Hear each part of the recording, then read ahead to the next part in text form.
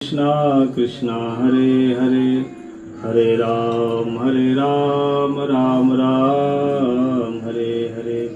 बोलो हरे कृष्णा कृष्णा कृष्णा हरे हरे हरे राम राम राम हरे हरे।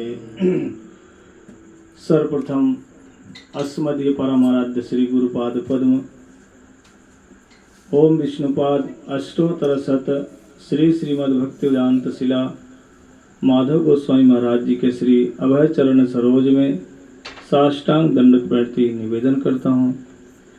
एवं नित्य लीला प्रविष्णु विष्णुपाद अष्टोत्तर शत श्री श्रीमद् भक्तिवेदांत शिला तीर्थ गोस्वामी महाराज जी के श्री चरणों में श्रद्धा पुष्पांजलि मेरे शिक्षा गुरुदेव श्रीमान परमेश्वरी प्रभु जी के चरणों में श्रद्धा पुष्पांजलि अर्पण करता हूँ। परम गुरुदेव नित्यलीला प्रविष्ट भक्तिवेदांत शिला नारायण गोस्वामी महाराज एवं 52 गोस्वामी महाराज समस्त रूपानु गुरुवर्ग प्रभुपाद पार्षद समस्त श्री राधा गोविंद श्री चैतन्य महाप्रभु समस्त सपरिकर सभी के चरणों में श्रद्धा पुष्पांजलि। उपस्थित समस्त वैष्णव वैष्णवी माताएं बहनें आए हुए गांव के सुहृदजन भक्तजन एवं सभी को मेरा यथायोग्य दंडवत प्रणाम। हमारे बड़े सौभाग्य का दिन है आज कि आज से हमें भागवत श्रवण करने का जो अवसर प्राप्त हुआ है। आवाज आ रही पीछे नहीं आ रही? इधर आ रही आवाज? क्योंकि ये भागवत श्रवण करना इतना सरल नहीं है। हम लोग सोचते हैं कि कुछ काम हम अपने संसार में कुछ काम हम अपने धन के बल से कर लेते हैं और कुछ ऐसे काम हैं जिन्हें हम अपने जन के बल से कर लेते हैं। जन बल समझते हो? अपने हम 10 भाई हैं 20 भाई हैं, इतनी बड़ी फैमिली, इसके बल से भी हम कुछ काम कर लेते हैं और कुछ काम ऐसे होते हैं जिनको हम अपने मनोबल से भी कर लेते हैं। लेकिन ये श्रीमद् भागवतम ना तो कोई धन के बल से रख सकता है और ना ही कोई तन के बल से रख सकते हैं, ना कोई मनोबल से रख सकता है। जिस पर भगवान स्वयं कृपा करते हैं वही व्यक्ति भागवतम को रख सकते हैं, वही व्यक्ति भागवतम को सुन सकते हैं और वही व्यक्ति भगवान को अपने हृदय में धारण कर सकते हैं। इसलिए भागवतम कोई हमारे बस में नहीं है। कोई सोचे नहीं हम तो भागवतम को उठा के लिया रख लिए और एक वक्ता बुला लिए सुन लेंगे। ये इतना सरल नहीं जितना हम सोचते हैं, क्योंकि भागवतम सुनने के लिए और रखने के लिए ये शरीर का बल काम नहीं कर सकता। इसमें सिर्फ एक ही बल चलता है। वो कौन है? एकमात्र भगवत कृपा और साधुओं की कृपा से ही हो सकता है। स्वयं शिव जी कहते हैं पार्वती से, हे पार्वती हम सब कुछ कर सकते हैं लेकिन एक काम हमारे बस में नहीं। बोले कौन सा ऐसा काम है? बोले सत्य संगति दुर्लभ संसारा निमिष दंड भरी एक हमारा। कि हे पार्वती ये सब संतों का संग है, सत्संग है ना, ये इतना सुलभ नहीं है, ये इतना जल्दी हमको प्राप्त नहीं होता जितना हम सोचते हैं। क्योंकि संतों का संग यदि मिल जाए तो समझो सब कुछ हो सकता है। क्योंकि कहते हैं कि साधु संग सर्व शास्त्र कहे, लौ मात्र साधु संग सर्व सिद्धि है। बोले एक क्षण मात्र में कोई साधु संग कर ले। ऐसा नहीं कि साधु पीछे चिपक के घूमते रहो। यदि किसी का मन लग जाए साधुओं का और साधु के एक भी शब्द समझ में आ जाए, समझो उसका साधु संग हो गया। और यदि हमने साधु संग किया, कथाएं सुनी और हमारी आदतें नहीं बदली,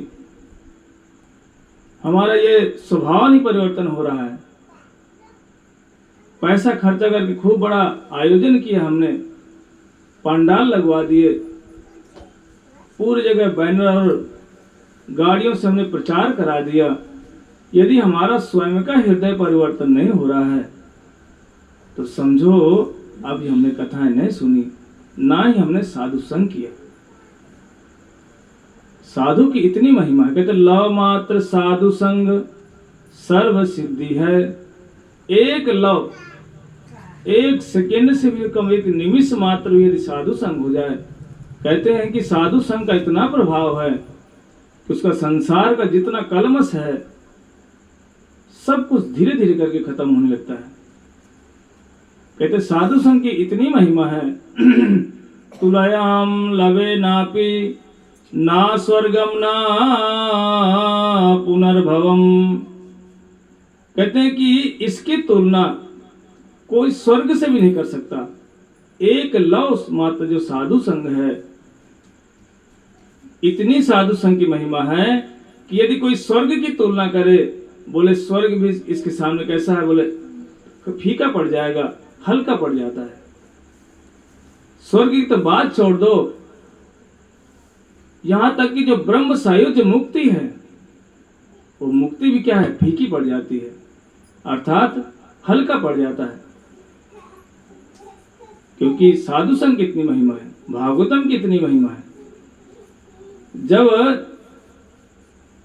श्री सुखदेव गोस्वामी जी ने सारे देवताओं को भगा दिया, जब देवता लोग बोले कि नहीं नहीं, हम तो महाराज परीक्षित को जो ये सर्प दंशन करेगा, काटेगा, खाएगा, उसके लिए हमारे पास अमृत है और इस अमृत को उसको पिला दीजिए और भागवतम रूपी अमृत हमको पिला दीजिए। लेकिन सुखदेव गोस्वामी ने क्या किया, बोला ये बनियागिरी करने आए यहाँ पर, ये भागवतम सुनने नहीं आए। जो बिजनेस करके भागवतम करना चाहता है, ये जो भागवतम सुनते हैं, बोले ऐसे लोगों को भागवतम में अधिकार नहीं है। तब ब्रह्मा जी के पास वही देवता लोग गए थे, बोले हे ब्रह्मा जी, आप हमारे पिता हैं और सुखदेव गोस्वामी ने हमको भागवतम नहीं सुनने दिया, भगा दिया। तब वही जाकर के ब्रह्मा जी बोले चिंता मत करो, देखते हैं भागवतम की कितनी महिमा है। एक तराजू मंगा करके और जैसे उसमें एक तरफ तो भागवतम को रख दिया और दूसरे पल्ले में ज्ञान का बल, योग का बल, कर्म का बल रख दिया।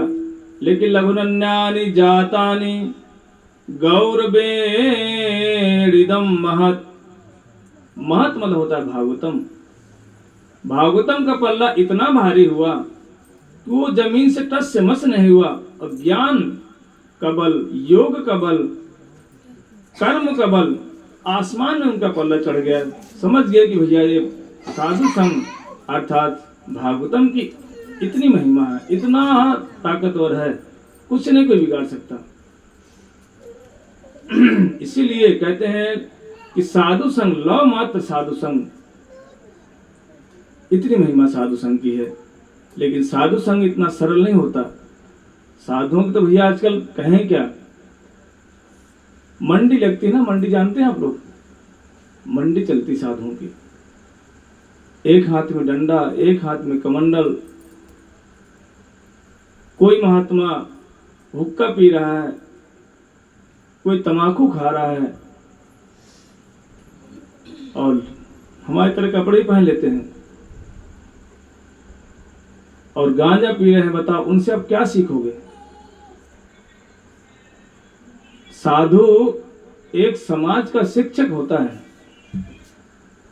और हम लोग क्या करते हैं, वो साधु से क्या सीखते हैं, बोले महाराज आके बैठ गए, बोले बाबा क्या पिएंगे, बोले चिलम पिएंगे। अब बताओ उससे आपको क्या फायदा मिला, चिलम पीने का फायदा मिला? और चिलम पीने से क्या होगा, कहते हैं भोले का प्रसाद है। भोले बाबा तो चलो मानते हैं चिलम विलम तो नहीं पीते थे भाई, लेकिन अब संसार बोलता रहता है, कोई कुछ भी बोलते रहते हैं कि चिलम पीते थे। अरे भोले बाबा क्या चिलम पिएंगे? उनके पास पहले ही इतना बड़ा नशा है, अर्थात भगवान नाम का जो नशा है उनके पास, उन्हें चिलम पीने की आवश्यकता नहीं है। पर जो बाहर के साधु लोग घूमते हैं, ये प्राय कहते हैं अरे भोले का प्रसाद है, तो चलो ठीक है, भोले बाबा अगर गांजा पीते भी हैं भांग धतूर खाते भी हैं तो क्या करते हैं, भगवत चिंतन करते हैं। और समाज में व्यक्ति गांजा भांग खा पी कर क्या करता है, गाली गलौज।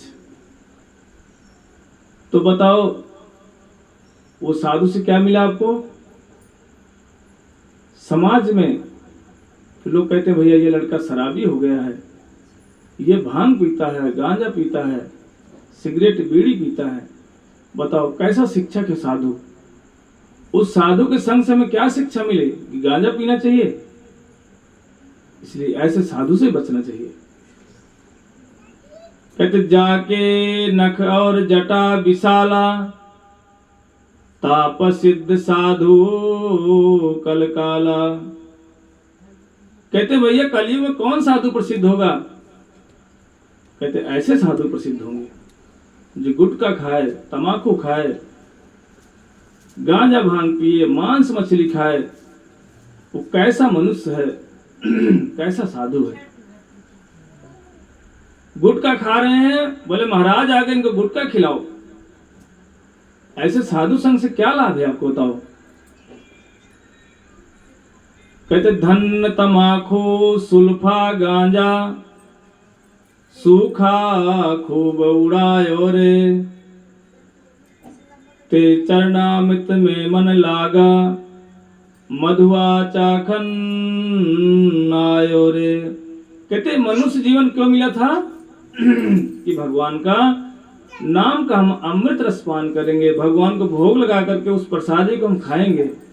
लेकिन हमने क्या किया, खा करके गुटखा, खा के क्या बोलते हैं सिगरेट बीड़ी, जो अपना सर्वनाश मार के बैठ गए। अपना ही नुकसान किया, अपने धन का भी नुकसान किए और अपने लोग भी खराब किया, पर लोग भी खराब कर लिया। तो ऐसे साधुओं से बचना चाहिए। हम प्राय ऐसे साधुओं के संग करते हैं जो खाने पीने बड़ा निपुण है, शराब पी रहा है, दारू पी रहा है, मछली भी खा रहा है, और क्या बोलते हैं, अरे वो महाराज वो तो सिद्ध महात्मा है। मछली खाने के सिद्ध महात्मा हो सकते हैं, लेकिन भजन करके कोई दिखाए, आचरण करके कोई दिखाए, तब तो उसे साधु मानना चाहिए। पर समाज भाई आचरण करना बड़ा मुश्किल काम है। खाना पीना तो सब करते हैं, पर कोई आचरण करके तो दिखाए कि साधु कहते किसे हैं। कहते साधु की डेफिनेशन समझ में आनी चाहिए, साधु किसे कहा गया है। अगर हमें यही नहीं पता, हमें ये सिर्फ देखना, जब आप सोचते हो साधु का मन में चिंतन करते हो तो आपको प्राय ऐसे साधुओं का चिंतन होता है, लंबी जटा वाला, एक यहाँ गांठ, एक यहाँ सिर पे गांठ, हाथ में चिलम हो, कमंडल हो, दंड हो। ऐसे साधु से हमारे कोई लाभ नहीं है। साधु उसे कहते हैं जो स्वयं आचरण करे और अन्य लोगों को भी आचरण करके दिखाए और सिखाए, उसे कहा गया है साधु। यद यदा चरति श्रेष्ठः तत्तद्देवेतिरो जनः, सायत प्रमाणं कुरुते लोकस्तदनु वर्तते। यद यदा चरति, जो स्वयं आचरण करे, कोई समाज में ऐसा नशा न करे जिससे अन्य व्यक्ति उसको देख करके शिक्षा ले, समझे कि भाई साधु से कहते हैं।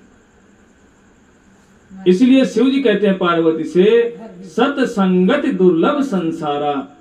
बोले पार्वती सब कुछ हम खरीद सकते हैं समाज में, धन से खरीद सकते हैं, जन से खरीद सकते हैं, मनोबल से खरीद सकते हैं, पर हे पार्वती इस संसार में यदि कोई दुर्लभ वस्तु है तो एकमात्र क्या है, संतों का संग, अर्थात साधु संग, मतलब भागवतम संग और भगवत भजन सबसे अधिक दुर्लभ है। बोलो श्रीमद् भागवत महापुराण की जय। जय जय श्री राधे श्याम। यदि सच में साधु संग हो जाए तो भाई जीवन परिवर्तन हो जाता है। पर ना हम साधु संग करना चाहते हैं। यदि हमें पता चल जाए कि कोई योगी आ गया है तो यहाँ पर लाइन लग जाएगी। यदि किसी को पता चल जाए कि अरे एक बाबा आए हुए हैं जो कुछ कागज की पुड़िया में बांध कर दे देते हैं, उससे घर में कुछ सिद्धियां इत्यादि प्राप्त हो जाती हैं। तो अभी इस गांव के लोग रात भी नहीं देखेंगे और फटाफट लाइन लगा खड़े हो जाएंगे, बोले महाराज हमारा नंबर कब आएगा। तो लेकिन भगवत भजन की जहां बात आ जाती है, क्योंकि संसार में प्राय शरीर के पीछे ही लगे हुए हैं। इस शरीर को बढ़िया खिलाओ, शरीर को बढ़िया पिलाओ और पिला करके सो जाओ। एक ही मात्र हमारा उद्देश्य है, चाहे लड़का हो, चाहे लड़की हो, चाहे माताएं हो, चाहे बहनें हो, सबका एक ही उद्देश्य है, बढ़िया खाओ और बढ़िया सो जाओ। बोले आहार निद्रा भय मैथुनांच सामान्य एतत् पशुभिः नराणाम धर्मो हितेशो अधिको विशेषो धर्मे नहीं न पशुभिः समाना।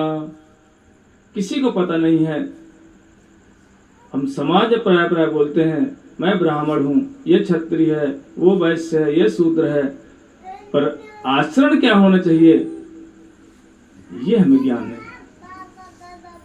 एकमात्र हम कहने को कह देते हैं हम ब्राह्मण हैं, क्षत्रिय हैं, ये वैश्य है, ये शूद्र है, पर आचरण की जब बात आ जाती है तो बुरा नहीं मानना। सच में तो अब कह दें तो समस्या, ना कहे तो भी समस्या। हमारे अंदर ये सबसे अधिक भरा पड़ा है जाति का अभिमान। क्षत्रिय कहता है अरे मैं क्षत्रिय हूं, भाई क्षत्रिय का तो ठीक है, आप क्षत्रिय हैं, लेकिन कर्तव्य क्या है उसे कौन बताएगा, उसे कौन करके दिखाएगा। वो कहता नहीं मैं तो शूद्र हूं। शूद्र तो हो आप, पर कर्तव्य क्या है आपका वो उसे ज्ञान नहीं है। कहते हैं कि जब तक हमें ये ज्ञान न हो मैं ब्राह्मण हूं, मैं क्षत्रिय, मैं वैश्य, मैं शूद्र हूं, समझो ये अंधकार ही है। क्योंकि ब्राह्मण का कर्तव्य क्या है ये हमें अच्छी तरह से ज्ञान होना चाहिए। यदि हम मांस मदिरा खाएं, शराब पिएं, गुटखा खाएं, तो भाई अभी तो बहुत नीचे हो, चाहे कोई भी हो। यहाँ तक कि शराब गुटखा तंबाकू तो किसी भी वर्ण में नहीं करना चाहिए, चाहे शूद्र क्यों ना हो, चाहे वैश्य क्यों ना हो, चाहे तो अंतज ही क्यों ना हो। मांस खाने का अधिकार, ये गुटखा तंबाकू खाने का अधिकार किसी भी वर्ण में नहीं है, किसी भी धर्म में नहीं है। पर आज हम बड़े शौक से मांस मदिरा करते हैं और बोल देते हैं हम जाति से तो हम इस जाति के हैं। इसीलिए भाई ये मैं नहीं कह रहा, ये मत सोचना कि इन्होंने हमको बोल दिया, ये भागवतम में अर्थात शास्त्रों में लिखा हुआ है कि ब्राह्मण का क्या कर्तव्य है। श्रीमद् भगवत गीता में लिखा हुआ है, श्रीमद् भागवतम में भी है। इसलिए ब्राह्मण के क्या कर्तव्य है, क्षत्रिय के क्या कर्तव्य है, हम अपने कर्तव्य को ही भूल गए और एकमात्र हम ये सोचते हैं हम ब्राह्मण हैं, हम क्षत्रिय हैं। इसलिए हमें सबसे पहले जो व्यक्ति भगवत भजन करे वही सर्वश्रेष्ठ है। कोई कहे नहीं हम तो इस जाति के हैं तो हम ही श्रेष्ठ हैं। बोले नहीं, जाति की बात नहीं है। सबरी कौन थी बताओ? भीलनी जाति की थी, लेकिन जब राम जी आए तो क्या सोच कर आए? जो बगल में ब्राह्मण थे, ब्राह्मणों की जो कुटियां थी, भगवान ने बिल्कुल उनके पास नहीं गए। कहां पर पहुंचे? सबरी के यहां गए। क्यों गए? यदि भगवान वर्ण से मिलते होते या आश्रम से मिलते होते तो भगवान तो हो सकता है प्रथम में ब्राह्मणों के पास ही जाते, लेकिन नहीं गए। क्यों नहीं गए? कि भगवान किसके वशीभूत हैं? भक्ति रैवैनम नयति, भक्ति रैवैनम दर्श्यति, भक्ति वसा पुरुषो भक्ति रे भूयसी। भगवान को यदि कोई वशीभूत करता है तो एकमात्र भक्ति ही करती है। हम जाति वर्ण में कोई भगवान वशीभूत नहीं होते। इसीलिए बल्कि कंप्लेन और क्या सबरी का कि प्रभु जब से ये लड़की ये स्त्री हमारे यहाँ पर आई है तो हमारे कूप में ना कीड़े पड़ गए। इसके स्पर्श मात्र से वो जो पानी है ना पूरा अपवित्र हो चुका है। प्रभु आप अपने चरण उसमें रख दीजिए जिससे से पवित्र हो जाए। तो भगवान राम ने क्या किया, बोले जिसका तुम आप लोग नाम लगा रहे हैं सबरी को बुला करके उनका चरणों को स्पर्श कराया और जो कीड़े थे वो सब गायब हो गए। इससे पता चल जाता है जी हमारा एकमात्र, हमें जब तक हम ये अभिमान नहीं छोड़ेंगे तब तक भगवान बहुत दूर हैं। चाहे कितना हम साधु संग कर लें, चाहे कितनी कथाएं सुनने चले जाएं, भाई बड़ा दुर्लभ है सीधे। इसलिए हमें कहते सत्य संगति दुर्लभ संसारा, संतों की इतनी महिमा है। संतन के संग लागी रे तेरी अच्छी बनेगी, संतन के संग लागी रे अच्छी बनेगी, तेरी बिगड़ी बनेगी, अच्छी बनेगी तेरी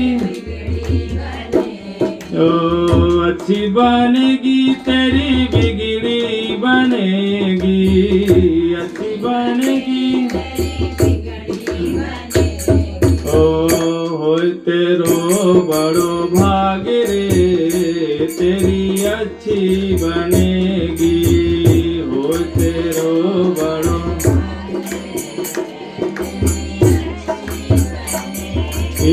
ध्रुव जी की बन गई, प्रहलाद जी की बन गई, ध्रुव जी की ओ ध्रुव जी की बन गई, प्रहलाद जी की बन गई, ध्रुव जी की ओ तेरो बड़ो भाग रे तेरी अच्छी बनेगी, हो तेरो बड़ो तो संतन के संग लागी रे तेरी अच्छी बनेगी, संतन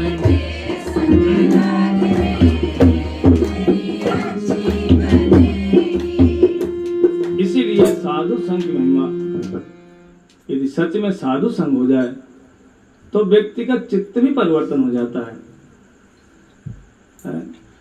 महापापी व्यक्ति उसका भी कल्याण हो जाता है। इसलिए भागवतम कहते साधु संग कितनी महिमा है। ये भागवतम देखो जो हम सुन रहे हैं यहाँ पर, ये भागवतम ना तो ये स्वर्ग में है। कई लोग सोचते हैं, हम लिख देते हैं दरवाजे में कि भैया हमारे पिताजी स्वर्गवासी हो गए, तो स्वर्ग में क्या है हमें इसका भी ज्ञान नहीं है। हम सोचते नहीं हमारे जो घर के पूर्वज जो गए हैं वो ब्रह्म में लीन हो गए हैं। अब पूछो कि ये ब्रह्म लीन है क्या, वो भी पता नहीं है। कोई बोलते नहीं हमारे तो पूर्वज वैकुंठ चले गए हैं, तो बोले वैकुंठ में क्या करेंगे जाकर के, कहाँ रहेंगे, ये भी ज्ञान नहीं है। इसलिए भागवतम एकमात्र इसी धराधाम में ही है, ना स्वर्ग में नहीं है, ना ही ये वैकुंठ में है।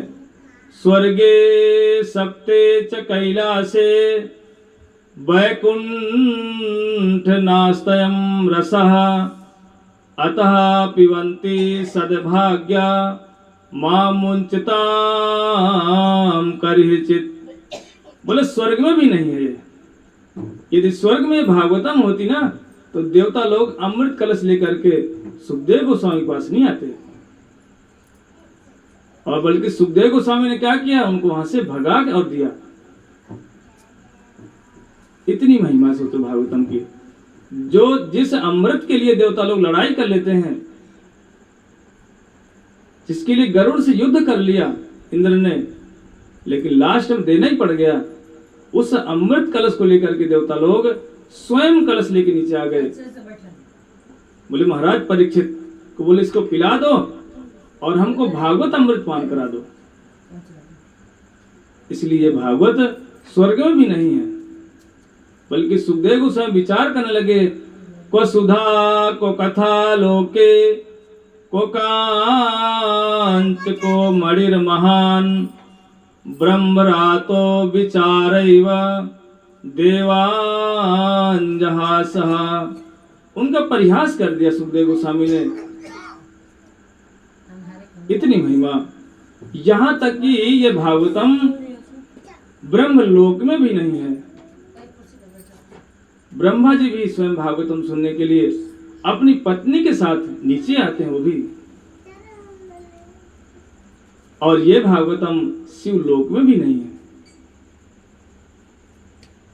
इसलिए यहां तक ये भागवतम वैकुंठ में भी नहीं है। गए गरुड़ जहां बसहि भुसुंडा, गए गरुड़ जहां बसहि भुसुंडा। इसलिए भागवतम को सुनने के लिए कहां पर गरुड़ जी स्वयं जो भगवान के वाहन हैं, कहां गए? काकभूषुंड के पास जाते थे। शिव जी एक बार त्रेता जुग पाही, एक बार त्रेता जुग पाही, शंभु गए बजरी सिपाही, शंभु गए। इसलिए ये भागवतम कुंभज मतलब अगस्त ऋषि के पास गए। क्यों? अगर ये भागवतम होती तो शिव जी अपने लोक में क्यों नहीं बैठ के सुनते? वो भी नीचे आते हैं। इसीलिए हमारा बड़ा सौभाग्य है कि हमें जो कथा सुनने का अवसर मिला है। पर यह ध्यान देना, बड़ी समस्या है, लाइव भी चल रहा है, फिर भी सत्य बात कहने में कहीं पीछे नहीं हटना चाहिए, कहना चाहिए। भाई भागवतम कभी भी कोई पैसा लेकर यदि कोई सुनाए तो भागवतम उसे नहीं सुनना चाहिए। और हम लोग प्राय पैसा दे के सुनते हैं। पहले तय करके आते, बोले महाराज आश्रम में आए, कितना रुपए लेंगे? तो कहते भैया हमारा चार्ज इतना है। जिसका जैसा प्रचार है वैसा अपना चार्ज बता देते हैं। तो कहते जो व्यक्ति पैसा लेके कथा कहे, ऐसे व्यक्ति से कभी कथा नहीं सुननी चाहिए। क्योंकि भागवतम को यदि कोई बेचे, कहते हैं वो स्वयं अपनी माँ को बेचता है। इसलिए कभी भी पैसे लेके यदि कोई भागवतम सुनाने को तैयार है कि नहीं भैया हम तो इतना लेंगे, तभी हम बोलेंगे, नहीं हम बोलेंगे नहीं, तो ऐसे लोगों के सामने हाथ जोड़ लो। क्योंकि ऐसे लोग कथा सुनने से हमारा कोई लाभ नहीं है, बल्कि ना सुने तो ही अच्छा है। कम से कम संस्कार तो नहीं खराब होंगे। इसलिए सदा सर्वदा हमें ऐसे व्यक्ति से कथा को सुनना चाहिए जिसे धन का लोभ ना हो, तय करके कथा ना करे। अगर हम तय करके कथा सुनने लगेंगे तो हमारा भयंकर नुकसान होगा। बोलो श्रीमद्भागवत महापुराण की जय। जय जय श्री राधे। कपिल जी गाइए।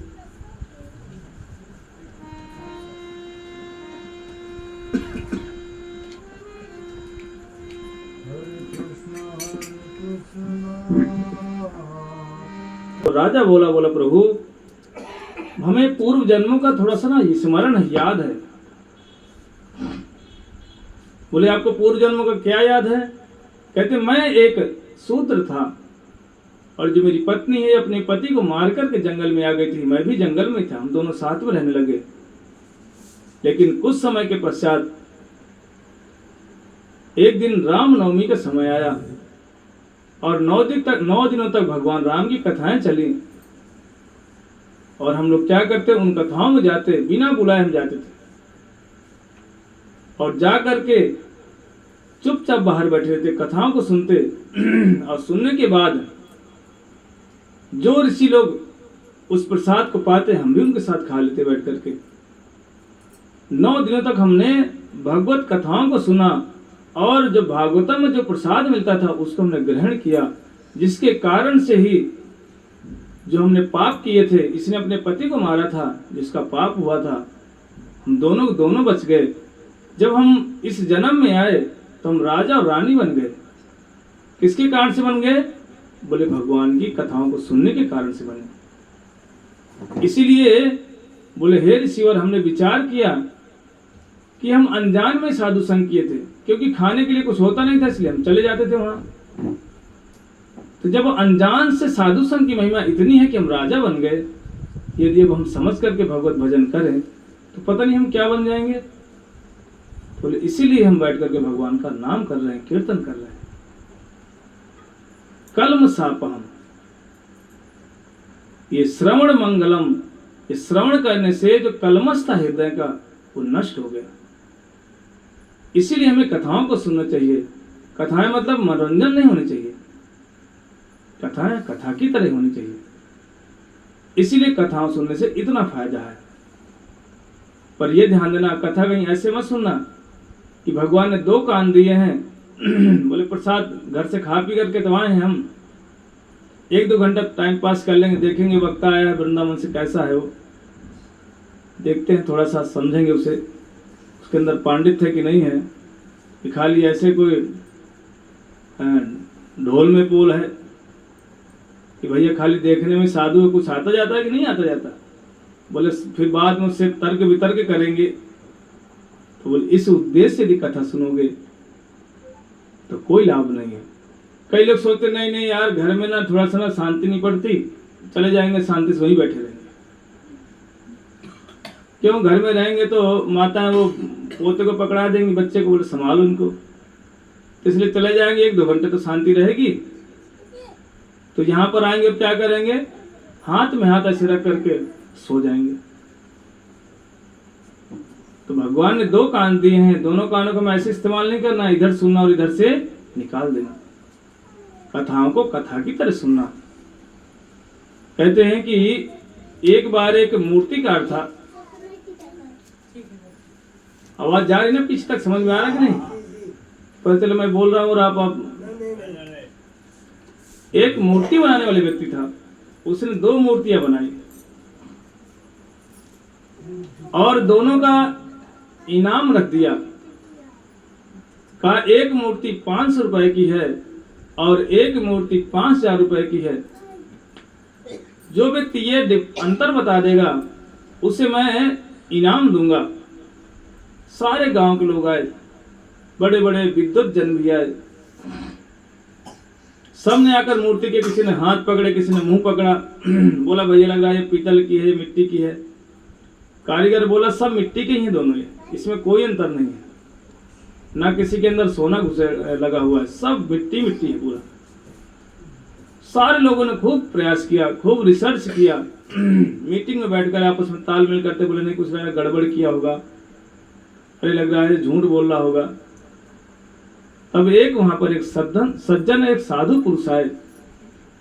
उन्होंने क्या किया कि बोला मैं बता दूंगा दोनों मूर्तियों में कौन सा 500 की है, कौन 5000 रुपए की है। उस मिस्त्री कारीगर ने बोला ठीक है महाराज आप बता दो, मैं आपको इनाम दे दूंगा। उन्होंने क्या किया, एक धागा लिया और धागा लेकर एक मूर्ति के इस कान से घुसेड़ा, देखा वो धागा इस कान को निकल गया। बोला महाराज ये मूर्ति 500 रुपए की है। दूसरी मूर्ति के कान में जब धागा घुसेड़ा, वो धागा बाहर नहीं आया इस कान में, वो अंदर चला गया। बोले महाराज ये मूर्ति 5000 रुपए की है। समझ में आया कि नहीं आया? तो हमें कौन सी वाली मूर्ति बनना है? 5000 वाली बनना है, 500 वाली नहीं बनना कि हम यहाँ बैठ करके इस कान से सुने और इस कान से निकाल दिए। इसीलिए हमें भागवत कथा जब भी सुनने जाना चाहिए बड़े ध्यान से सुनना चाहिए। समझ में ना आए तो बाद में पूछ सकते भाई हमको समझ में नहीं आया, ये जरूर ध्यान रखो।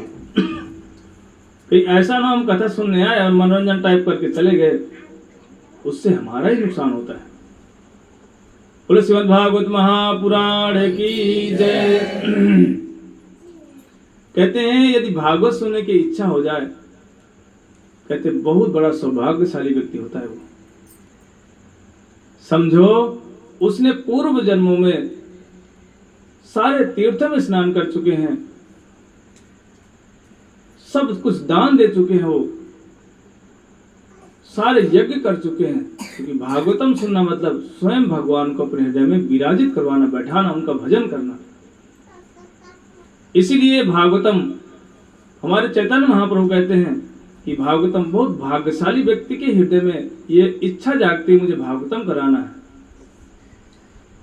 एक प्रद्युम्न मिश्र थे चैतन्य महाप्रभु के भक्त, तो आप चैतन्य महाप्रभु को भी नहीं जानते होंगे शायद। ये कहते होंगे ये कौन सा भगवान है?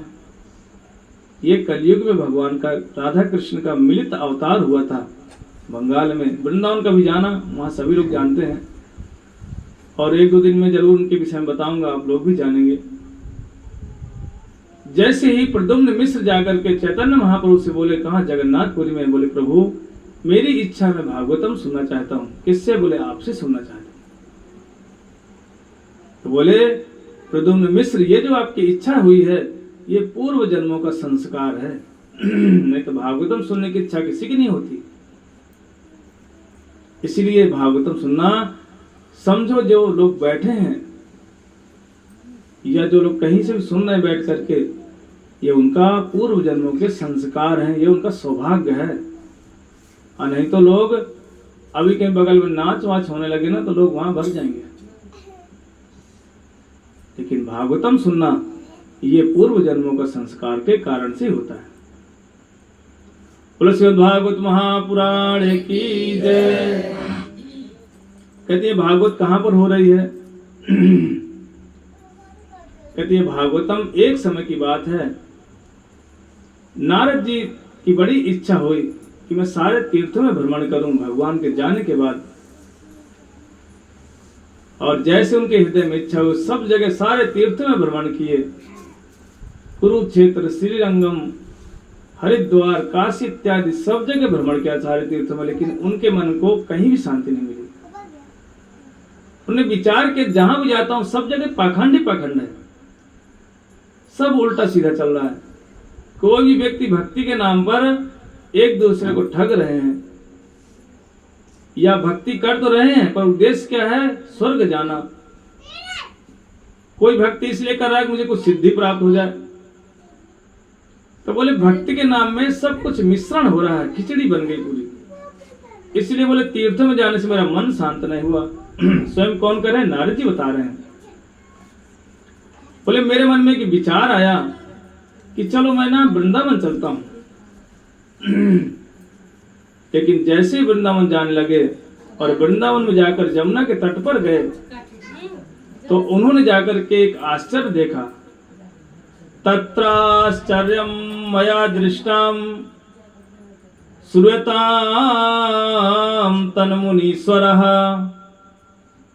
एका तु तरुणी तत्र निषन्ना खिन्नमानसः।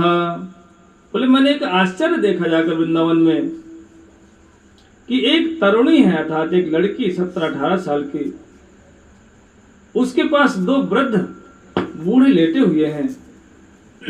कुछ स्त्रियां उसको पंखा चामर इत्यादि डुला रही हैं।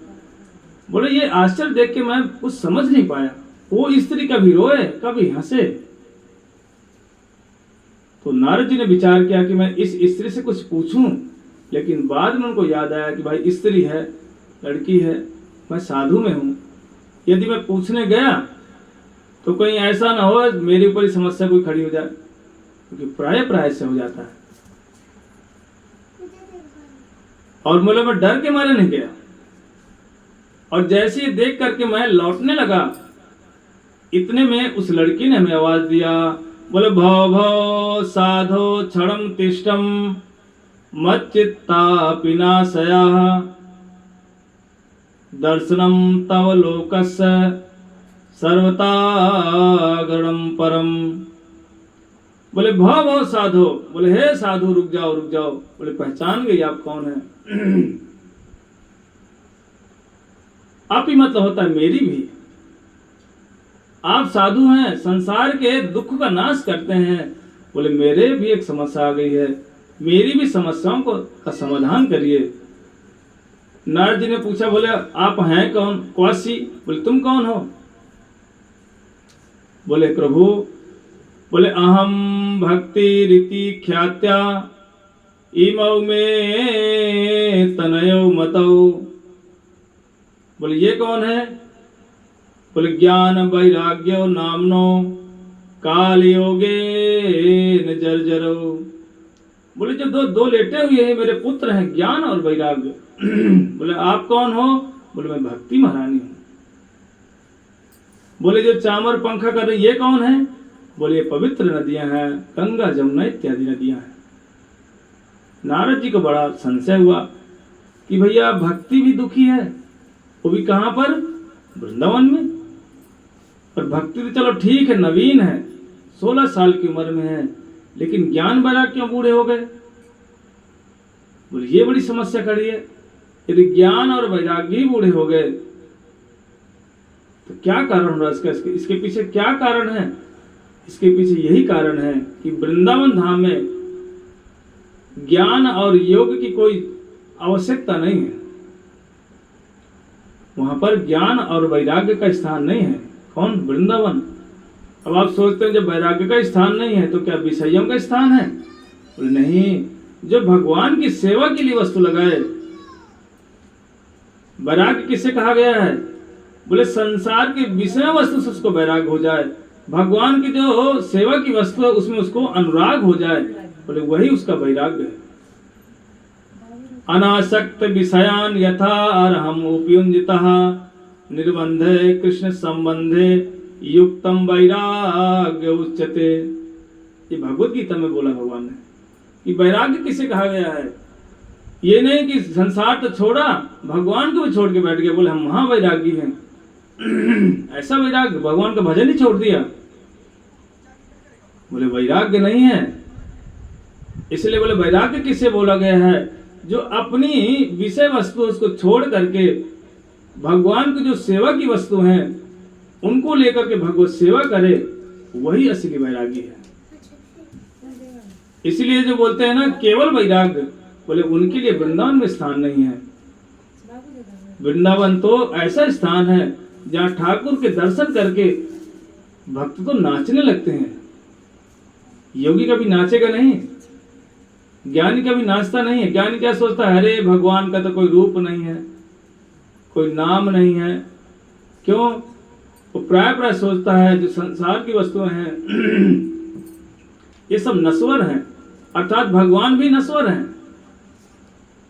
जो सायुज्य मुक्ति वाले ज्ञानी होते हैं प्राय वही बोलते हैं, अरे संसार में यदि हमें किसी चीज से प्रेम हो जाएगा तो हम फिर फंस जाएंगे। ये नैति, ये माया, ये माया, ये माया, नैति नैति नैति, सब छोड़ो।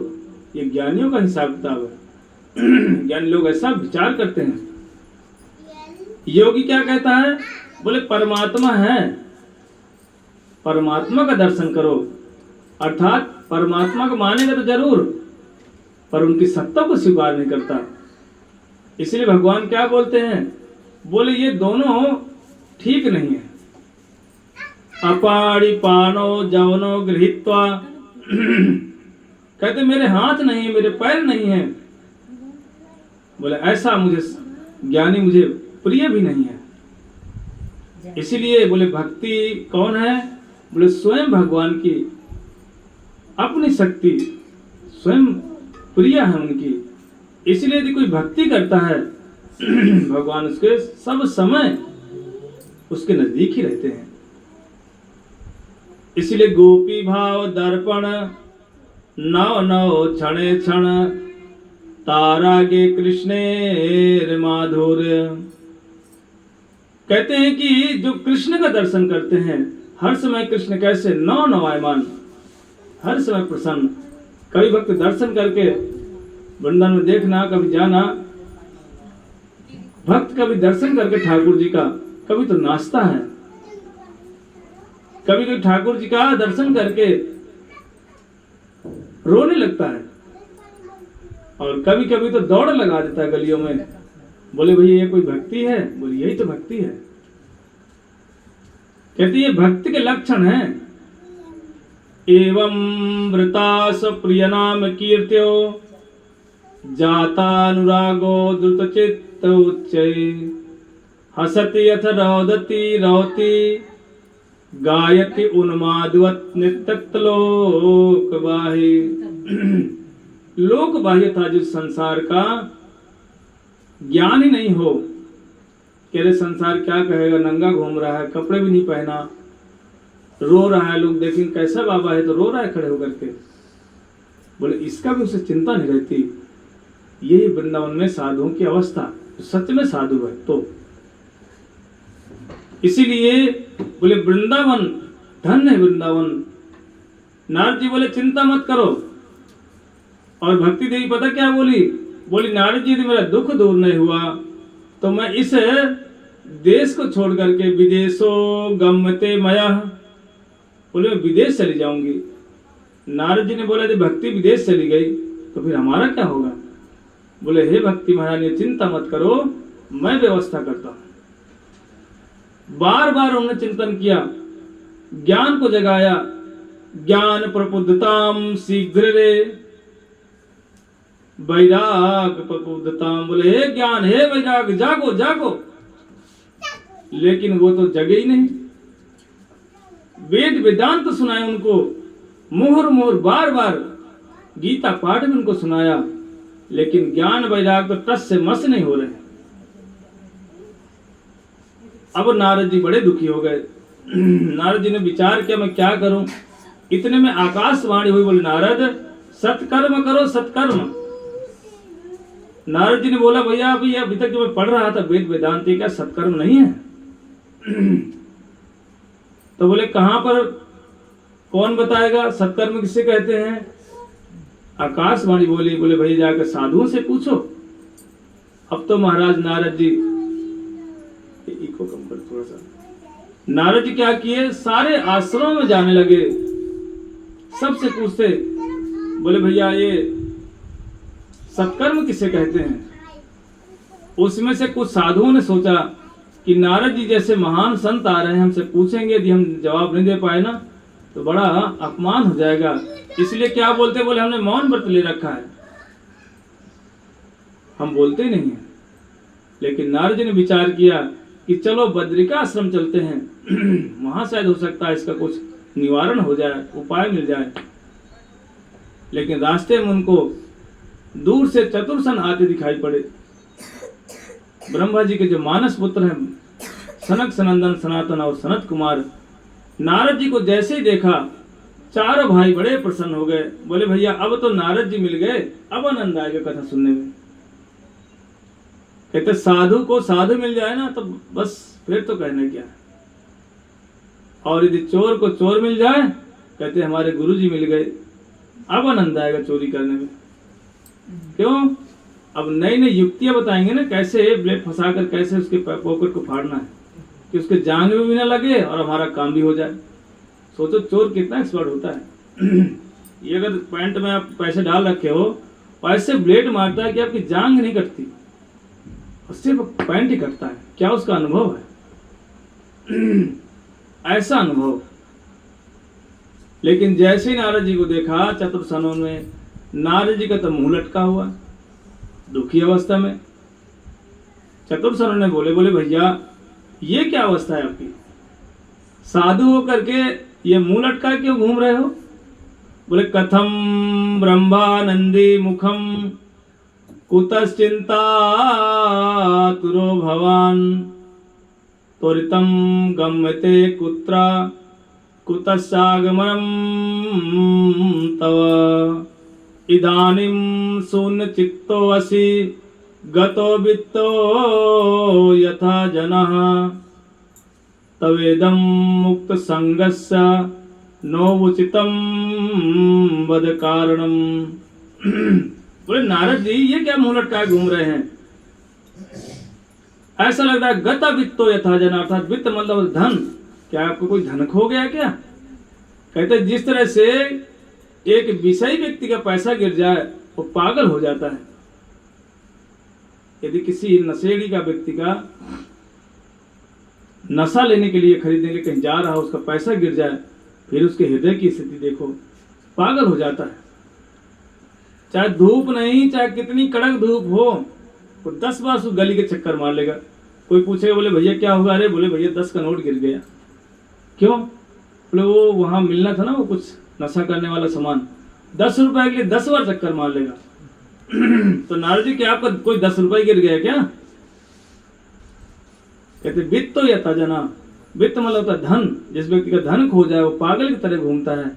बोले ये महात्मा होकर के पागल वाली अवस्था क्यों? तब नारद जी ने कहा, बोले भैया मेरा कोई धन नहीं खोया है, ये भक्ति महारानी दुखी है, उसके दुख को देखकर मैं दुखी हूं, और मुझे ये नहीं पता चल रहा कि सत्कर्म किसे कहते हैं। चतुर्सन बोले बस इतनी सी बात है, वो तो हम बता देंगे सत्कर्म किसे कहते हैं। कहते ठीक है बताओ। बोले श्रीमद् भागवतम आलापम। कहते जिस श्रीमद् भागवतम को आलाप किया था, बोला था, सुख आज भी, सुखदेव को सामने जिस भागवतम को बोला था, उस भागवतम को सुनो और कहो यही सत्कर्म है। तब नारद जी ने पूछा, बोले भैया ये बताओ, ये भागवतम ही सुनना सत्कर्म है, भागवतम कहाँ से आया? बोले सारे वेद वेदांतों का ये निचोड़ है भागवत। तब बोले जब वो वेद वेदांत सुन करके ज्ञान वैराग्य स्वस्थ नहीं हुए हैं, तो क्या इससे स्वस्थ हो जाएंगे? बोले श्रीमद् भागवत महापुराण की जय। नींद तो नहीं आ रही पीछे वालों को? क्योंकि ये समय थोड़ा सा नींद वाला होगा, क्योंकि भाई खेतों में काम करते हैं तो नींद आ सकती है। इसीलिए बोले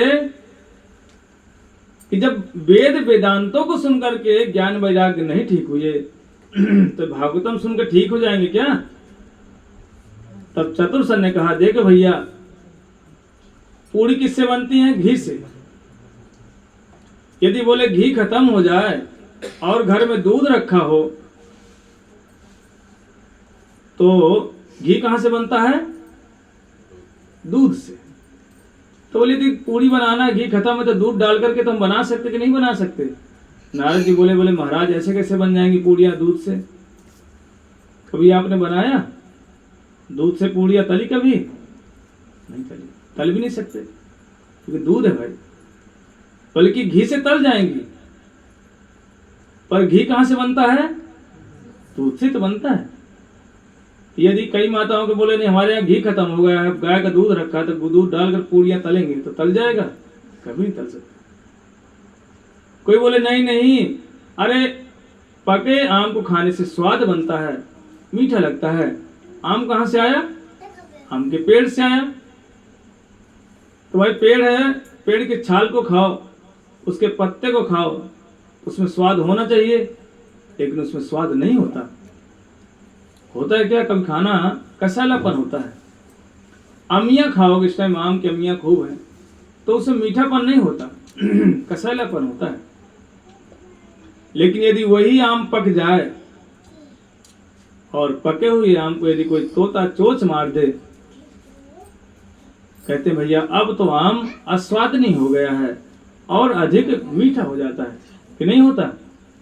कोई पका हुआ पेड़ में आम लगा हो, उसमें तोता जाके चोंच मार दे, तो कैसा हो जाता है? वो कड़वापन हो जाता है, मीठापन हो जाता है। तो बोले ऐसे निगम कल्प तरोर गलितम फलम सुख मुखाद अमृत द्रव संयुतम। बोले निगम मतलब होता है वेद। ये भागवतम सारे वेद वेदांतों का निचोड़ रस है। जिस तरह से आम के पेड़ का पका हुआ फल क्या होता है? वो अधिक स्वादनीय होता है। ऐसे ही सारे वेद वेदांतों के जो निचोड़ रस है वही भागवतम है। इसीलिए नारद जी भागवतम ही पढ़ो, उसी को सत्कर्म कहा गया है। वेद वेदांतों को पढ़ने से क्या होगा? बोले आम के पत्तों को खाने के जैसा ही है, उसमें स्वाद नहीं मिलेगा आम का। इसीलिए नारद जी ने बोले और नारद जी जैसे इन बातों को सुना, बोले धन्य मेरा सौभाग्य, साधुओं का संग प्राप्त हुआ। भाग्योदयेन बहुजन्म समर्जितेन सत्संगम तलभते पुरुषो यदा वै अज्ञान कृतमो अंधकार नाशाय। कहते हैं भागवतम सुनने से, साधु संग करने से अज्ञान रूपी अंधकार का नाश हो जाता है। अब आप कहोगे भैया हमारे अंदर कौन सा ज्ञान है? हम तो ज्ञानी आदमी हैं, पढ़े लिखे हैं, गांव में हमारी एक अच्छी पकड़ है, पहुंच है, लोग हमें सम्मान करते हैं, हम अज्ञानी कहाँ से हैं। भगवान कहते हैं कि यदि कोई भगवत भजन नहीं करता वो कितना बड़ा विज्ञानी हो, वह अज्ञानी ही कहा जाएगा। क्यों? संसार में जो व्यक्ति लिप्त है खाओ पियो मौज में, वो कितना भी मटेरियल जगत की पढ़ाई कर ले चाहे बीबीए कर ले, बीसीए कर ले, पीएचडी कर ले, बीकॉम पीएचडी इत्यादि जो भी डिग्री डिप्लोमा कर ले, यदि उसे भगवत ज्ञान नहीं है तो भैया उसे अज्ञान में ही रहना समझना, वो अज्ञानी ही है। क्योंकि प्राय पढ़ लिख करके क्या करते हैं, सिगरेट पीते हैं, डिग्री होल्डर शराब पीते हैं, जो बड़े बड़े पीएचडी इत्यादि करके मांस खाते हैं। तो भाई पढ़ाई लिखाई का क्या फायदा हुआ? वही काम एक अनपढ़ आदमी भी करता है। जब हम पढ़ लिख करके मटेरियल जगत की पढ़ाई करने के बाद मटेरियल वस्तु को नहीं छोड़ पा रहे हैं तो भाई इसीलिए बोला गया अज्ञानी ही है ये। अब देखना, आप लोग गांव वाले हैं, आपके बच्चे लोग पढ़ के डिग्री डिप्लोमा कर रहे होंगे और जाकर देखो बाहर। मैं तो वृंदावन में रहता हूँ, एक दिन की बात है, कहना तो नहीं चाहिए, बगल में हमारे आगरा है वहाँ बहुत सारे हॉस्टल इत्यादि हैं, बहुत सारी लड़कियां आती हैं, लड़के भी आते हैं, क्योंकि हम लोग भी कॉलेज इत्यादि में जाके प्रचार करते हैं तो कई बार नंबर ले लेते हैं और बैच का बैच आ जाता है, पूरा टीचर के साथ में आ जाते हैं। टीचर के साथ में एक बार एक पूरा स्कूल का स्टाफ आया, लड़कियां भी आए, तो उनकी सेवाएं करी जो हमसे बना। तो वो कुछ लड़कियां कुछ लड़के हमारा नंबर ले गए समय आने के बाद 1 महीने बाद उन्होंने फ़ोन किया, बोले गुरुजी हम वृंदावन आना चाहते हैं। तो मैंने कहा आ जाओ। तो मैंने क्या किया, उनको कमरा दे दिया। मैं सोचा ये बच्चे तो हैं पढ़ने वाले, अब हमें पता नहीं था कि पीछे से नौकरी भी करते हैं। भाई हमारा दिमाग ऐसे था साधारण सा, हमने कोई फालतू लगाया नहीं, सोचा नहीं कुछ। कमरा देने के बाद वो रहे, एक रात रहे, उनको बरसाना इत्यादि घुमाने ले गए दर्शन कराने के लिए। दूसरे दिन वहीं पास में बैठे थे, मैं भी उनके पास बैठे, उन्हें कुछ सुना रहा था कथा।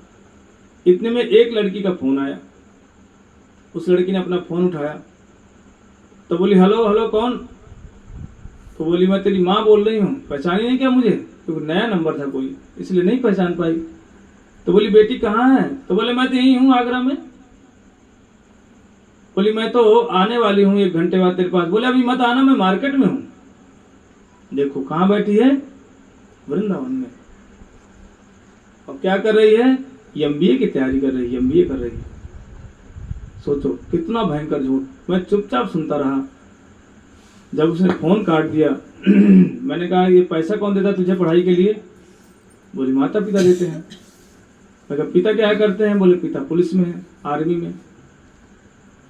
तो मैंने कहा माँ तुझे पैसा देती है, तू बैठ कर माँ से झूठ बोले मैं मार्केट में हूँ। तो मैंने ये बता देती वृंदावन में तो क्या हो जाता।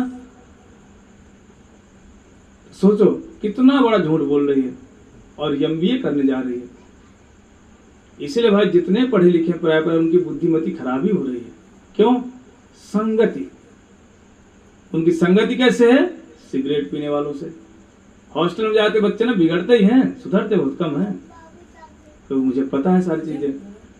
इसीलिए भाई ये पढ़ाई लिखाई तो हम कर रहे हैं, जाति में उच्च जाति में भी हम जन्म ले लिए, लेकिन सोच कैसी है? छोटी। इसलिए जन्म से कोई भी सबके सब शूद्र ही होते हैं। अब कहोगे हम ब्राह्मण होकर हमको शूद्र कैसे बोल दिया? क्योंकि उत्पत्ति स्थल कहाँ है हमारा सबका? एक ही स्थान से वैश्य भी पैदा होता है, एक ही जगह से माँ से ब्राह्मण का जन्म होता है। सबकी उत्पत्ति स्थल एक ही स्थान है और वो कैसा है? अपवित्र स्थान है। इसलिए सब के सब हम अपवित्र हैं, शूद्र ही कहलाए जाते हैं। लेकिन जब संस्कार होता है, द्विजत्व संस्कार होने से ब्राह्मणत्व को प्राप्त होते हैं। जन्म जायते शूद्रा, जन्म से सभी शूद्र हैं। लेकिन जब द्विजत्व संस्कार होता है, सावित्र संस्कार होता है, दक्ष संस्कार होते हैं, उससे हम ब्राह्मणत्व के पद को प्राप्त करते हैं। जिसको बोलते जनेऊ संस्कार, कर्ण भेद संस्कार, बहुत सारे संस्कार हैं। इसीलिए हमें सबको भगवत भजन जरूर करना चाहिए। वेद वेदांतों को पढ़ करके हम लोग प्राय ना शुष्क हो जाते हैं, अहंकार से बढ़ जाता है। जब तक हमारा ये अहंकार नहीं जाएगा तब तक भगवान में स्वीकार नहीं करेंगे। अब आप बताइए, आप लोग यहाँ रहते हैं गांव में, यदि आपका पड़ोसी अहंकारी हो तो आप क्या कहते हैं, भैया इससे बात नहीं करना। क्यों? बोले बड़ा अहंकारी है। करते बात? नहीं करते।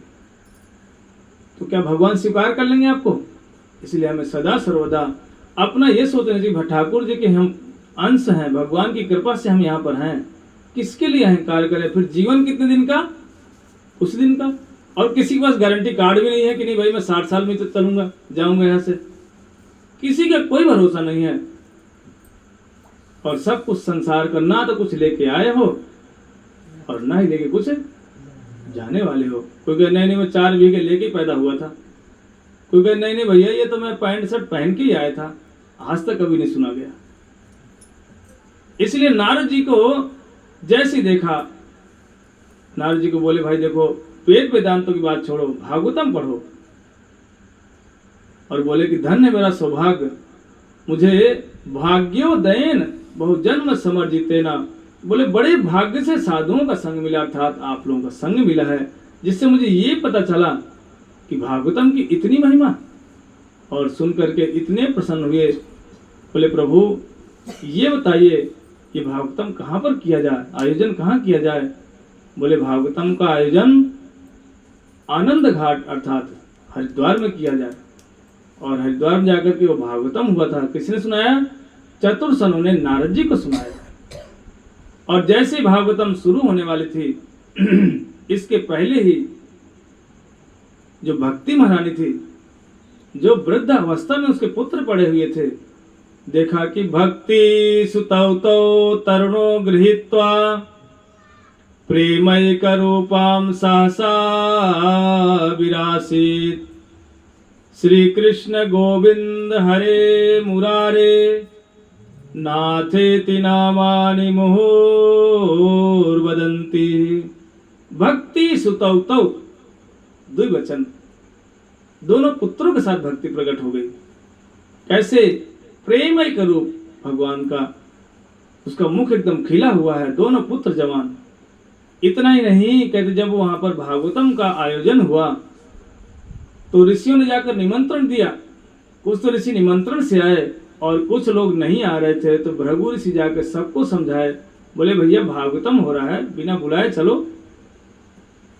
और बहुत सारे ऋषि संत आए, भृगु वशिष्ठ च वनाश्च गौतमो मेधातिथि देवल देवरातौ रामस्तथा गादि सुतांत साकलौ मृकंडपुत्रा त्रिजपेप्लादः योगेश्वरो व्यास पराशरौ च छाया सुको जाजलजन्मुखः। इतने सारे ऋषि आए। कुछ मुख्य है, मतलब कुछ लोगों का नाम गिना दिया। कुछ तो अपने पुत्रों के साथ में आए, कुछ अपने शिष्यों के साथ में आकर बैठ करके जैसे कथा सुनने के लिए बैठे, देखा भक्ति महारानी भी आ गई। और इतने में नारद जी ने एक और प्रश्न पूछा चतुर्सनों से। बोले हे भैया एक हमारा और प्रश्न है। बोले श्रीमद्भागवत महापुराण की जय। ये जय घोष इसलिए देनी पड़ती है क्योंकि टाइम ज्यादा हो रहा है, मुझे लग रहा है नींद सबको आ रही है। कितना टाइम हुआ है? 1:15 हो गए ना। कल से क्या करना, थोड़ा जल्दी आना। कितने बजे का टाइम है प्रभु? कल 7 बजे कौन कौन आएगा? हाथ उठाना, सभी लोग आ जाना।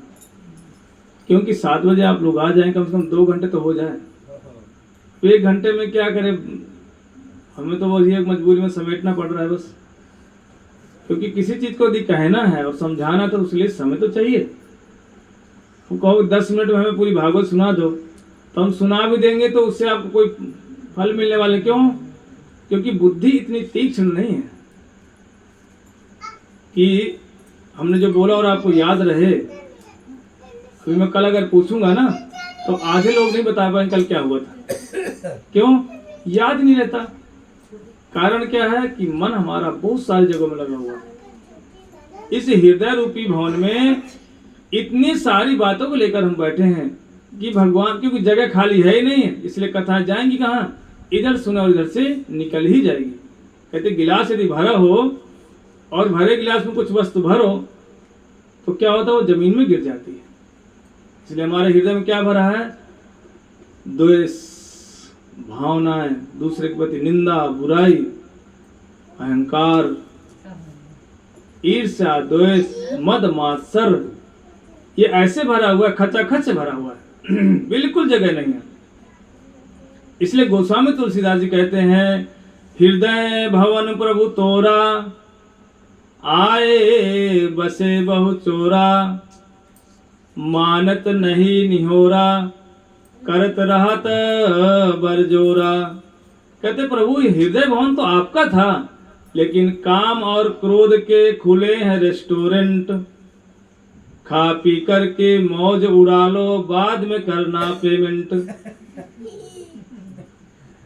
ये अहंकार रूपी, मद रूपी, अहंकार रूपी, ईर्ष्या रूपी जो सारे रेस्टोरेंट जो खुले पड़े, कहां पर रेस्टोरेंट?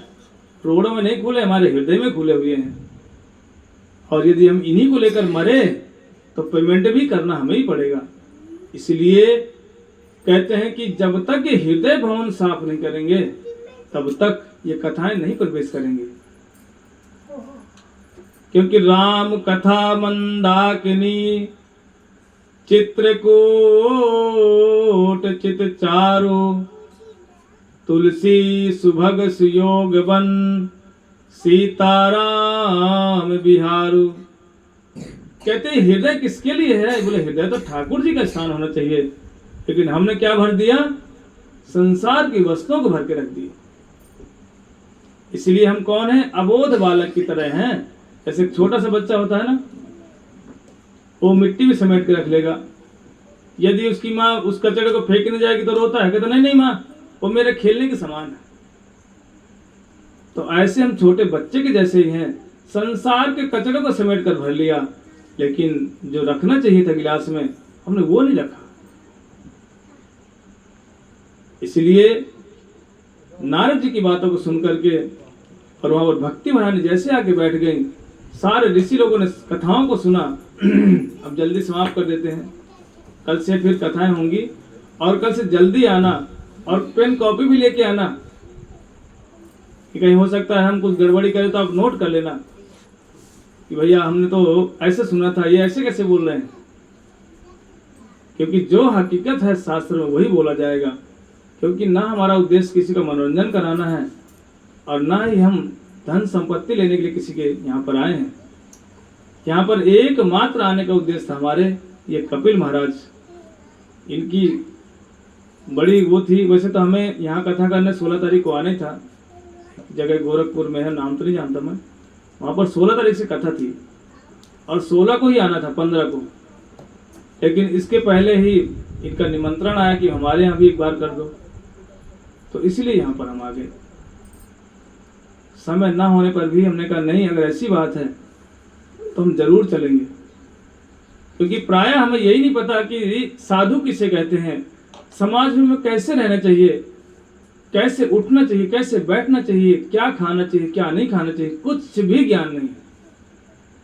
और हम क्या समझते हैं? हम सब कुछ जानते हैं, लेकिन हम कुछ भी नहीं जानते। हमें तो कैसे बैठना चाहिए और कैसे उठना चाहिए इसका भी ज्ञान नहीं सत्य में।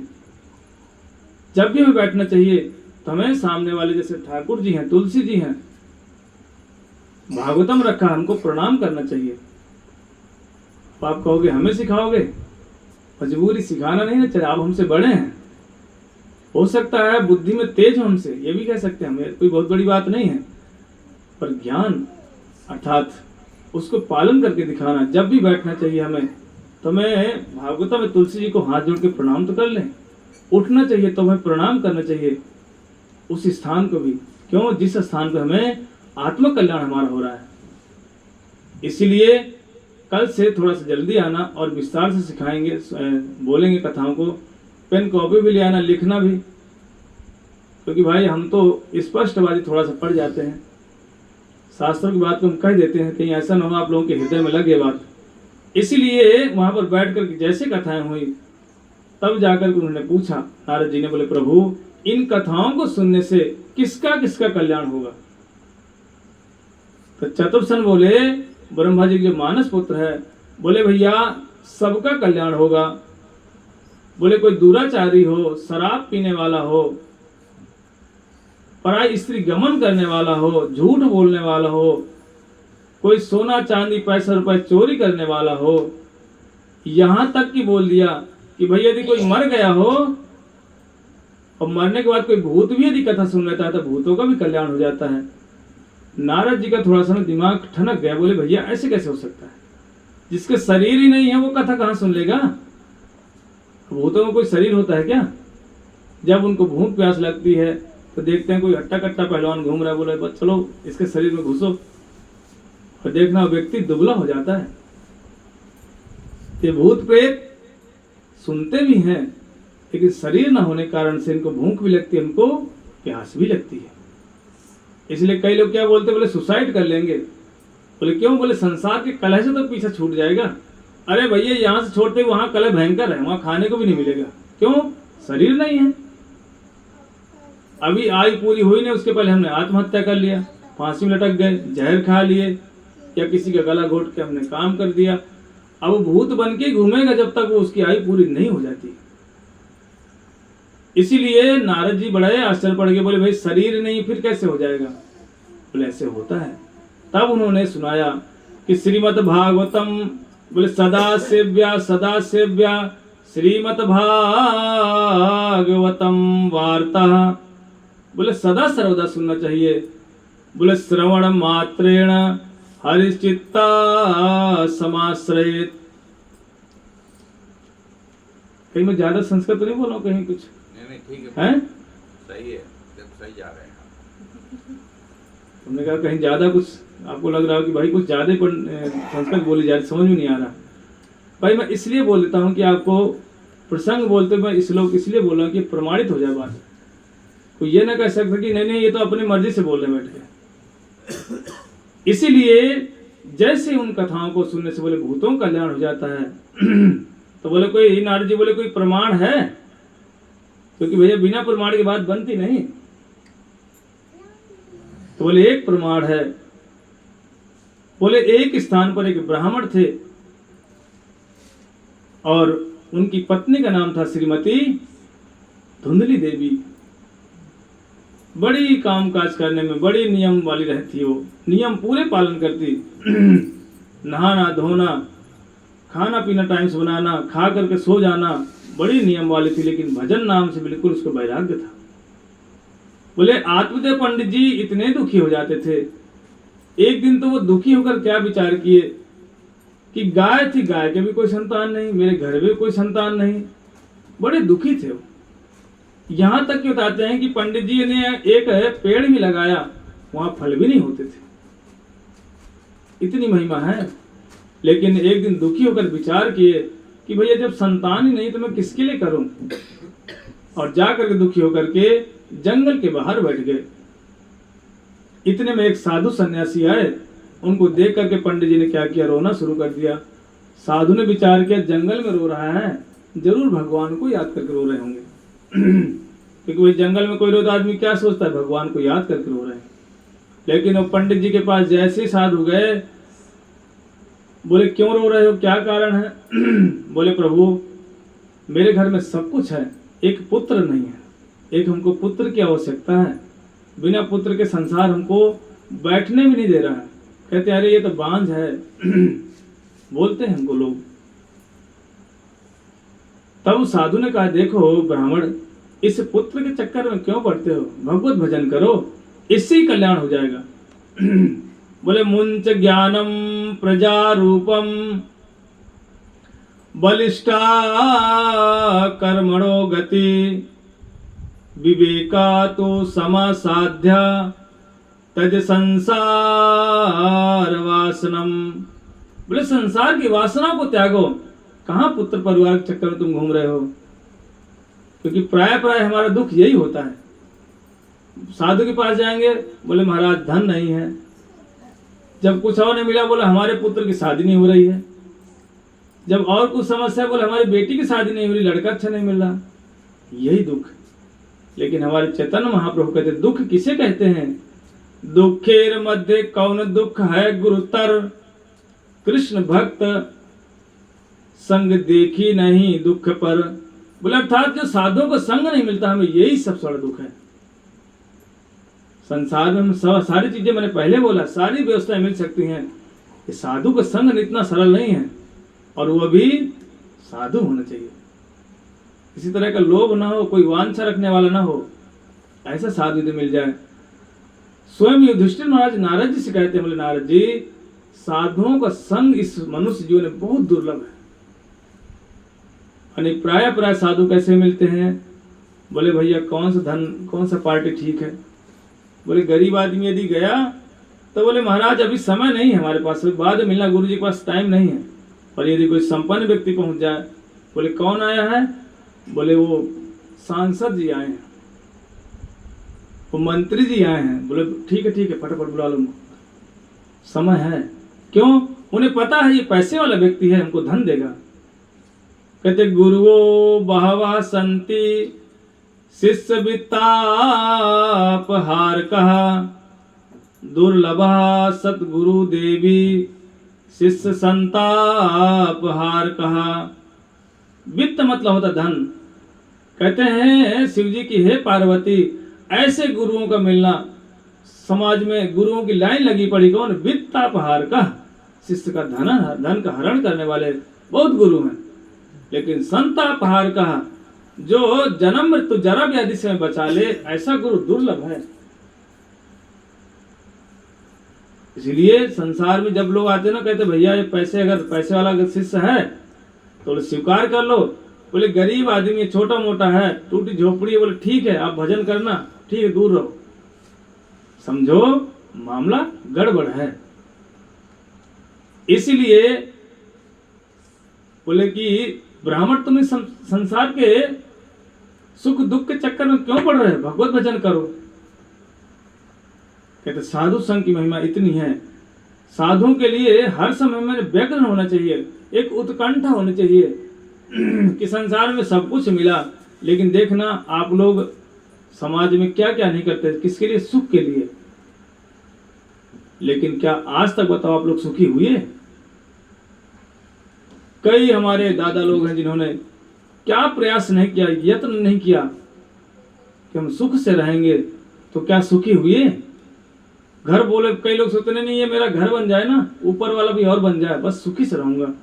तो ऊपर वाला भी बन गया तो क्या सुखी हो? तो भी सुखी नहीं हो। कई बोलते नहीं मेरे ना बेटी की शादी हो जाए, फिर मेरा जीवन ना बस आनंद से रहेगा। तो बेटी की शादी हो गई, बहू भी आ गई, तो अब आनंद में हो? तो भी आनंद में नहीं हो। क्यों? घर में कलह शुरू हो जाते हैं। फिर तरुणी प्रभुता गेहे, श्याल को बुद्धिदाय कहा। वे थोड़ी सी बात है तो कड़वी बात। कहते भैया घर में जैसे बहुएं आती हैं, कहते भैया पूरा शासन चलता है। साले साहब सलाहकार बन के बैठ जाते हैं, फिर माता पिता से कौन सलाह लेता है? कहते हैं इनको ना जो खेत में घर बना वहां रहते, तुम वहां रहो बूढ़े बुढ़िया, दिमाग खराब कर रखा है हमारा, यहाँ शांति से हमको रहने देते। तो इसलिए प्राय साले साहब से सलाह लेंगे। पत्नी घर की मालकिन बन गई, जो बेचारे बड़े बूढ़े मालिक थे उनको बाहर कर दिया। ऐसी अवस्था। इसीलिए बोले संसार त्यज संसार वासना, बोले संसार का त्याग करो। लेकिन भैया वो ब्राह्मण बोले देखो साधु, बोले हम पंडित हैं, हमें सब कुछ आता है। बोले कर्म कांड हमें आता है, वेद उपनिषद हमें पढ़ना आता है। बोले ये सब उपदेश मत दो, हमें तो पुत्र दो। साधु समझ गए, बोले भैया ये समझने वाला आदमी नहीं है। एक तो शरीर का अभिमान कि मैं शरीर से ब्राह्मण हूं, क्योंकि साधु जानते हैं सामने वाले को। और इसीलिए उन्होंने फल दिया और वो गए, उनके पुत्र हुआ धुंधकारी। और समय आने पर उसी पुत्र के कारण, कष्ट के कारण उनको जंगल जाना पड़ा। और उपदेश किसने दिया? जिस फल को उस साधु ने दिया था वही फल उसको उपदेश दिया और जाकर के वन में गया। बोले धर्मम भजस सततम त्यजलोक धर्मान सेवस साधु पुरुषास जय काम तृष्णाम अन्यत दोष गुण रहितम चिंतम आस मुक्त्वा सेवा कथा मूरहो पिबंतम। बोले साधु के मुख से हरि कथा को श्रवण करो। तो उनके पिताजी आत्मदेव पंडित जी वन में गए, उनका जाकर के वहां देहपात हो गया। धुंधी उनकी मैया थी, समय आने पर वो भी मरी। और धुंधकारी का इतना उपद्रव चला कि जो उनके भाई थे, जो 2 फल दिए थे, एक फल से उनको, जो असली फल साधु का था, उन्होंने गाय को खिला दिया था। उससे एक गौकर्ण नाम के पुत्र हुए और जो झूठा मूठा पेट का बहाना किया था, लेकिन अपनी बहन के यहाँ से एक पुत्र लेकर के आ गए थे, उसका नाम हुआ धुंधकारी। गौकर्ण पंडितो ज्ञानी धुंधकारी महाखलः। उपद्रव हुआ और गौकर्ण जी चले गए तीर्थ इत्यादि भ्रमण करते करते। समय आने पर लौट करके आए, भूत बन गए। कौन? धुंधकारी। ये कथा पता क्यों शॉर्ट में कर रहा हूँ? क्योंकि प्राय लोग सो रहे हैं और समय भी अधिक हो गया है, इसीलिए मैं बंद भी कर दूंगा कल से। लेकिन टाइम से आना। अब हमें भी ना पता, कथा को ने समेटने वाला काम हो गया, इसीलिए जाकर के उनका कल्याण हुआ। और यही भागवतम की महिमा है कि देखो, गया में जाकर के पिंडदान करने पर भी, कई लोग पिंडदान करते ना गया में जाकर के, तो भी उसके भाई का कल्याण नहीं हुआ। लेकिन जब भागवतम को श्रवण कराए, उससे श्रवण मात्र से उनके कहाँ चले गए? भगवत धाम चले गए। श्रीमद् भागवत महापुराण की जय। जय जय श्री राधे श्याम। चलो बाकी कथा हम कल से शुरू करेंगे, कल से टाइम से आना। श्रीमद् भागवत महापुराण की जय। 2 मिनट कीर्तन नाम